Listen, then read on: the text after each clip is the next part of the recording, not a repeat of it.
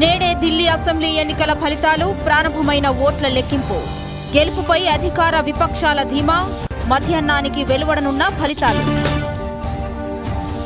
కులగణన సర్వేకు త్వరలో చట్టబద్ధత. సీఎం రేవంత్ రెడ్డి వెల్లడి.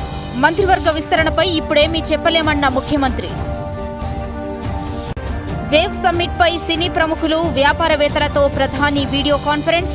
విలువైన సలహాలు, సూచనలు స్వీకరించామంటూ ఎక్స్ వేదికగా మోదీ వెల్లడి. యూజీసీ నిబంధనలపై త్వరలో కేరళలో సమావేశమవుతామన్న మంత్రి శ్రీధర్ బాబు. ముసాయిదాను ఉపసంహరించుకునే వరకు రాష్ట్ర ప్రభుత్వం పోరాడుతుందని వెల్లడి. రేషన్ కార్డులపై రాష్ట్ర ప్రభుత్వం కీలక ప్రకటన. మీ సేవా కేంద్రాల్లో దరఖాస్తు చేసుకోవాలని సూచన. రేషన్ కార్డుల జారీ నిరంతరం కొనసాగుతుందని స్పష్టీకరణ.